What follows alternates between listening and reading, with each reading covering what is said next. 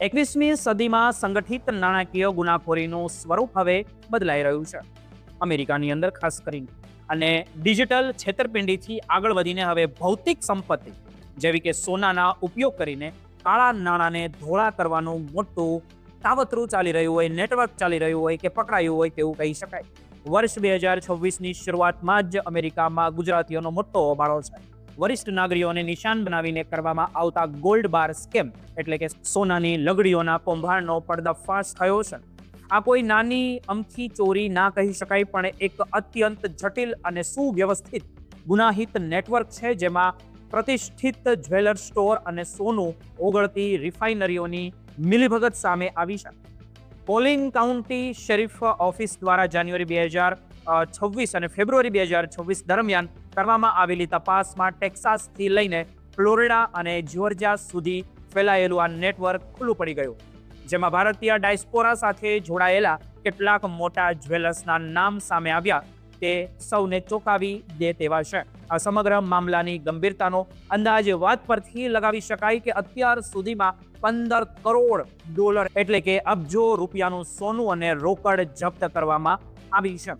આ ઓપરેશનની શરૂઆત 29 જાન્યુઆરી 2026ના રોજ થઈ હતી, જ્યારે કોલિન કાઉન્ટી શેરિફ ઓફિસની ટુકડીઓએ ફેડરલ એજન્સીઓના સહયોગથી નોર્થ ટેક્સાસના 2 જાણીતા જ્વેલરી સ્ટોર પર દરોડા પાડ્યા હતા, જેમાં ઇર્વિંગમાં આવતું તિલક જ્વેલર્સ અને ફ્રિસ્કોમાં આવેલું સાઈમા જ્વેલર્સ મુખ્ય હતા.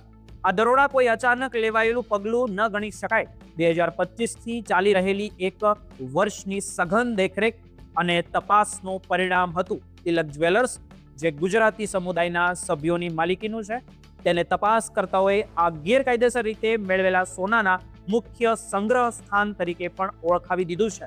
જ્યારે પોલીસે આ સ્થળોએ તપાસ શરૂ કરી ત્યારે ત્યાંથી લાખો ડોલર રોકડ અને મોટી માત્રામાં સોનું પણ મળી આવ્યું હતું.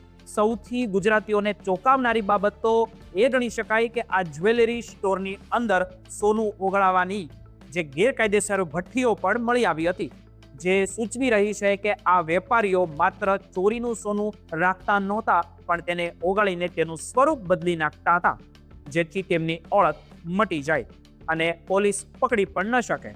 આ દરોડા દરમિયાન તિલક જ્વેલર્સમાંથી નીરવ સોની અને તિથિ પટેલ ઉર્ફે વિધિ પટેલની ધરપકડ પણ કરવામાં આવી હતી. આ કૌભાંડ કેટલું મોટું હશે તેનો પુરાવો એ છે કે આરોપીઓના જામીન માટે $40 લાખથી લઈને $1.40 કરોડ જેવી જંગી રકમ નક્કી કરવામાં આવી છે, કારણ કે પોલીસને ડર હતો કે આ લોકો પાસેથી એટલું લિક્વિડ કેશ મળશે કે તેઓ દેશ છોડીને ભાગી શકે છે. આ ઓપરેશન વખતે જપ્ત કરેલા સોનાને લઈ જવા માટે બ્રિસ્કિટ જેવા આર્મર્ડ ટ્રક પણ બોલાવી પડી હતી, જે દ્રશ્યો જોઈને સ્થાનિક લોકો પણ દંગ રહી ગયા હતા. આ કૌભાંડની પદ્ધતિ સમજવી ખૂબ જરૂરી છે, કારણ કે તે મનોવૈજ્ઞાનિક ડર પર પણ આધારિત ગણી શકાય. ઠગબાજો 65 વર્ષથી ઉપરના વડીલોને ટાર્ગેટ કરે છે અને પોતાને FBI કે પછી અન્ય સરકારી એજન્સીઓના અધિકારી તરીકે ઓળખાવે છે. તેઓ વડીલોને એવું કહીને ડરાવે છે કે તમારું નામ ડ્રગ્સ ટ્રાફિકિંગ કે પછી મની લોન્ડરિંગમાં આવ્યું છે, અથવા તમારો સોશિયલ સિક્યુરિટી નંબર હેક થઈ ગયો છે. જો તમારે તમારી સંપત્તિ બચાવવી હોય તો બેંકમાંથી બધા પૈસા ઉપાડી લો અને તેની જે પણ રકમ આવે તેના સોનાના દાગીના લગડીઓ ખરીદી લો. આ ઠગબાજો વડીલોને એટલો ડર ફેલાવી દેતા હતા કે એ હદે ડરાવી દેતા હતા કે તેઓ પોતાના પરિવારને પણ વાત નથી કરતા, અને અંતે જ્યારે સોનું ખરીદાઈ જાય ત્યારે ઠગબાજો પોતાના માણસોને કુરિયર તરીકે મોકલે છે અને જે વડીલોના ઘરે જઈને સોનું લઈ આવે છે. આ સોનું પછી તપાસ હેઠળ રહેલા જ્વેલરી સ્ટોર પર પહોંચાડવામાં આવે છે, જ્યાં તેને તરત જ ઓગાળીને જે પણ રફેદફે કરી દેવામાં આવે છે, મટાડી દેવામાં આવે છે, અને તેમાંથી નવી જ્વેલરી પણ બનાવીને નિર્દોષ ગ્રાહકોને વેચી દેવામાં આવે છે. આ આખું ચક્ર એટલું ઝડપી ચાલે છે કે પુરાવા શોધવા પણ મુશ્કેલ બની જાય છે.